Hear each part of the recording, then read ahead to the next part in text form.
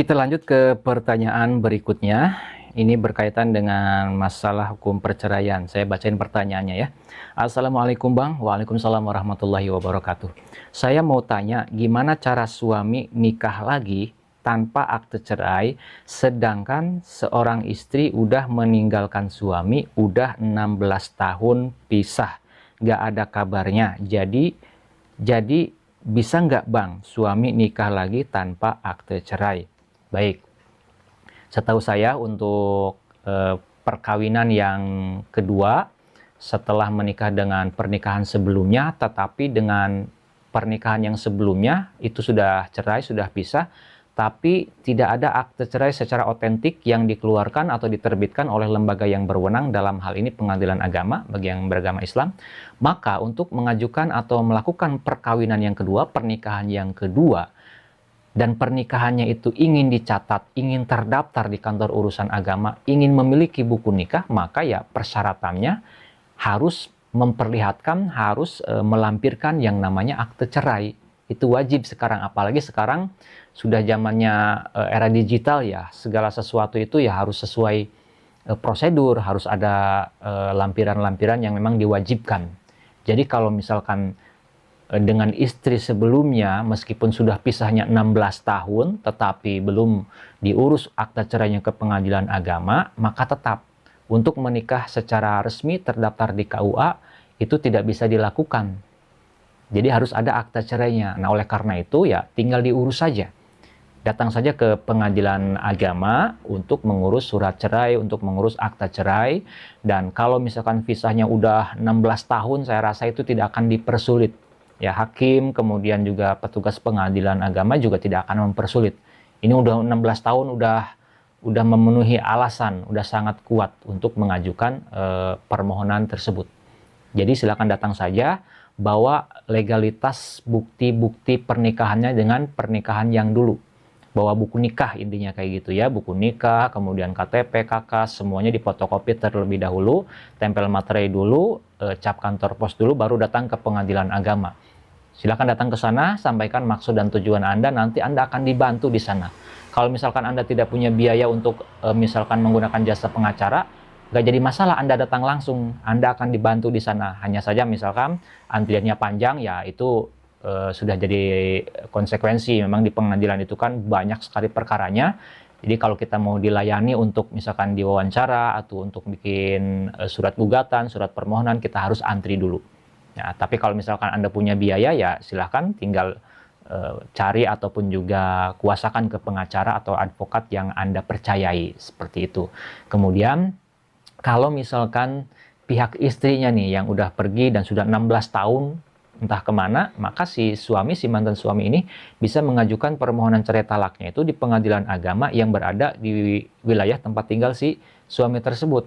Tapi memang biasanya itu diperlukan teknis permohonan cerai talak goib. Artinya si suami ini harus membuat atau meminta surat keterangan goib dulu dari kantor kelurahan yang menerangkan bahwa si istri ini udah pergi, sudah belasan tahun dan tidak ada komunikasi, tidak pernah kembali lagi dan sudah tidak diketahui di mana keberadaannya. Nah, itu bisa dengan teknis seperti itu. Tapi kalau misalkan si suami ini masih tahu, masih hafal alamat si istrinya ini meskipun sudah pisah 16 tahun, atau misalkan dia tahu nih tinggalnya di mana atau di rumah orang tuanya di mana, maka ya mau tidak mau untuk permohonan cerai talaknya harus diajukan ke pengadilan agama yang berada di wilayah tempat tinggal si istrinya tersebut. Kurang lebih seperti itu ya, mudah-mudahan bisa menambah wawasan khususnya bagi yang memiliki pertanyaan serupa.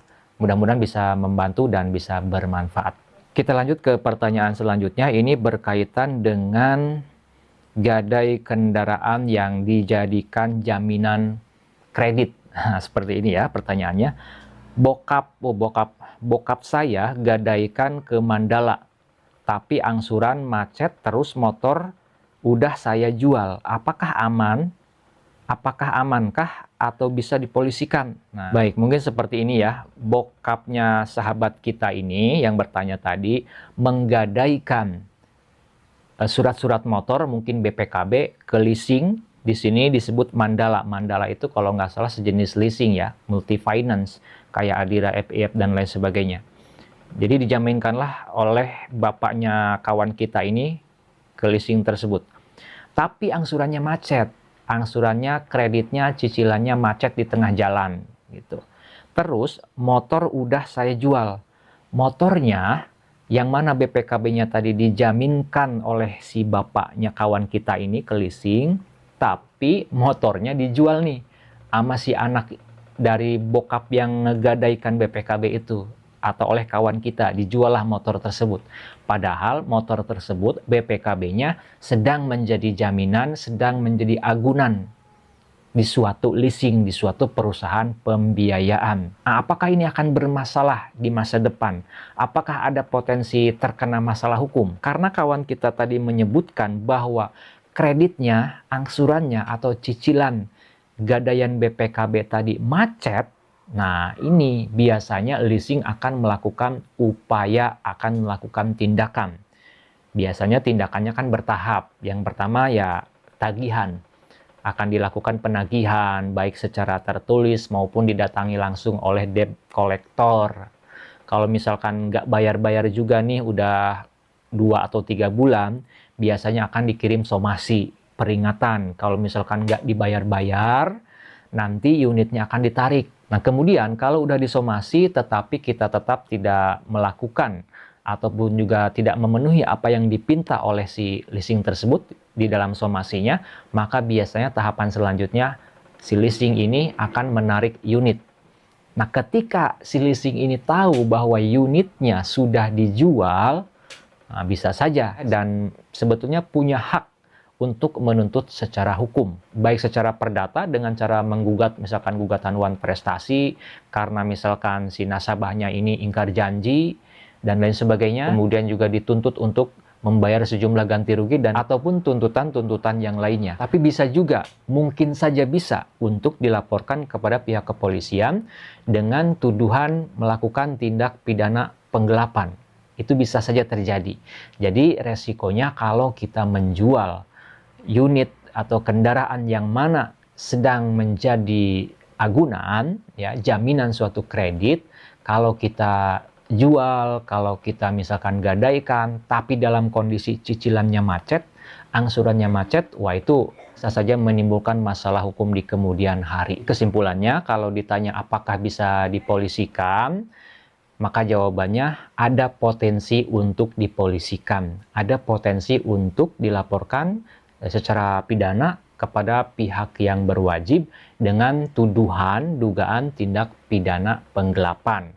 Karena misalkan dituduh menggelapkan unit yang menjadi agunan, ya, surat-suratnya sedang dijaminkan, belum lunas pembayaran kreditnya, cicilannya, tapi unitnya udah dijual. Biasanya itu akan dituduh dengan pasal penggelapan. Ataupun juga pasal-pasal yang lain yang berkaitan, ya bisa saja terjadi. Intinya ya, kalau ditanya resiko, ada resikonya teman-teman. Silahkan pertimbangkan kalau ingin melakukan tindakan seperti yang dilakukan oleh sahabat kita tadi. Kita lanjut ke pertanyaan berikutnya, kembali ke masalah hukum perceraian ya. Banyak sekali ya kita bahas, kita jawab, atau saya baca dulu pertanyaannya. Bang, saya mau tanya, kan saya udah ditalak 3 karena dia udah selingkuh, terus kalau ada masalah selalu bawa senjata tajam. Selalu bawa senjata tajam berupa samurai sama pisau. Wah, horor sekali nih ya. Kalau saya menggugat ke pengadilan, apakah harus ada bukti? Kalau dia datang, bakalan gimana itu? Apakah bakal keluar akte cerainya, Bang? Saya belum ngerti. Baik, kita turut prihatin dan mendoakan mudah-mudahan selalu diberikan ketabahan, ketegaran, dan keselamatan dan perlindungan dari Allah Subhanahu wa Ta'ala dari ancaman-ancaman kezaliman. Termasuk dengan ya sahabat kita yang mungkin seorang istri yang selalu mendapatkan ancaman kekerasan dari suaminya, apalagi ini sudah sampai bawa-bawa samurai sama pisau, itu kan senjata tajam, itu udah sangat bisa dilakukan gugatan cerai, bahkan dilakukan laporan pidana juga bisa diancam dengan undang-undang darurat itu ya, membawa senjata tajam, mengacungkan, apalagi sampai mengancam. Itu sanksi pidananya tinggi sekali. Nah, adapun untuk mengajukan gugatan cerai itu bisa saja. Nah, apakah harus ada bukti? Memang diperlukan adanya bukti. Kalau misalkan ada fotonya, ya bisa dijadikan bukti tuh. Misalkan foto dia lagi ngacungin samurai, lagi ngacungin pisau, itu juga bisa. Atau misalkan ada rekaman video, rekaman HP kah, atau misalkan rekaman CCTV, itu juga bisa dijadikan bukti.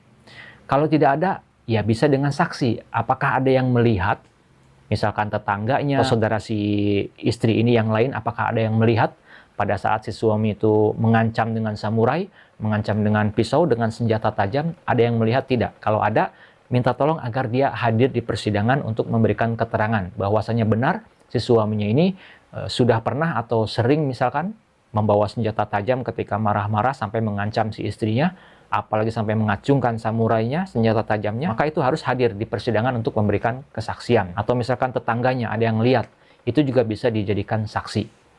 Atau misalkan mendengar, nggak lihat langsung tapi dengar teriakan si istrinya ini, atau dengar teriakannya si suaminya ini dengan ancaman, ya dengan teriakan mengancam, dengan kata-kata yang mengancam dan lain sebagainya, itu juga bisa dijadikan saksi di persidangan nanti. Nah, kemudian alasan yang bisa digunakan dalam kasus sahabat kita ini yang bertanya ini, mengajukan gugatan cerainya bisa dengan alasan karena terjadi pertengkaran yang terus-menerus dan pihak suaminya ini sudah melakukan ancaman dengan senjata tajam. Nah, jadi alasannya karena perselisihan, karena pertengkaran yang terjadi terus-menerus, kemudian juga tadi sudah mentalak 3, itu juga bisa dijadikan alasan. Nah, akan tetapi harus sudah terjadi pisah rumah dulu, minimal 6 bulan ya, minimal 6 bulan harus sudah terjadi pisah rumah terlebih dahulu, harus tinggal terpisah dulu, baru bisa mengajukan gugatan cerai ke pengadilan agama. Lain halnya kalau alasannya karena si suaminya ini sudah melakukan KDRT, kemudian si istrinya ini sudah melakukan visum dan ada bukti hasil visumnya, maka itu bisa diajukan kapan saja tanpa harus menunggu pisah rumah dulu selama 6 bulan. Ya, jadi kalau KDRT yang ada bukti visumnya, bahkan ada bukti rekaman videonya, itu bisa kapanpun diajukan. Tapi kalau belum sampai melakukan tindakan kekerasan, hanya berupa ancaman mengacungkan senjata tajam, atau sudah pernah melakukan kekerasan, menganiaya, melukai, tetapi tidak ada buktinya, tidak punya bukti visumnya, maka tetap pengajuannya harus sudah pisah rumah 6 bulan terlebih dahulu. Kemudian, apabila nanti di persidangan si suami ini ternyata datang, kemudian dia mempersulit, kemudian dia memperlambat jalannya persidangan, proses persidangan diperlambat. Bahkan hari ini datang, sidang selanjutnya nggak datang. Dan nanti datang lagi, sidang selanjutnya nggak datang lagi. Itu biasanya mempersulit, memperlambat, atau menggantung, biasanya seperti itu. Tetapi proses akan tetap berjalan. Tahapan-tahapan persidangan akan terus berjalan. Dan nanti hakim akan menilai, akan melihat apakah gugatan yang diajukan oleh si istri ini alasannya sudah kuat, kemudian ada saksi-saksinya, ada bukti-buktinya. Meskipun si suaminya ini tetap dia menghalang-halangi, dia tidak mau menceraikan, kalau menurut pengadilan beralasan hukum, terbukti, maka tetap hakim akan mengabulkan gugatan dari si istri tersebut, dan setelah putusannya ingkrah berkekuatan hukum tetap, maka terbitlah nanti akte cerainya, salinan putusannya. Dan itu sah karena sudah ditempuh proses ataupun tahapan-tahapan persidangan yang diselenggarakan di pengadilan agama tersebut. Itu saja sharing-sharing kita pada kesempatan video kali ini. Mudah-mudahan bisa menambah wawasan, khususnya bagi yang membutuhkan informasi terkait dengan hal ini. Saya ucapkan terima kasih buat Anda semua, teman-teman pemirsa YouTube yang udah subscribe ke channel Pengacara Santuy Official. Saya doakan semoga rezekinya selalu bertambah banyak, melimpah, dan juga berkah. Amin ya Rabbal Alamin. Sampai jumpa di video-video selanjutnya. Assalamualaikum warahmatullahi wabarakatuh.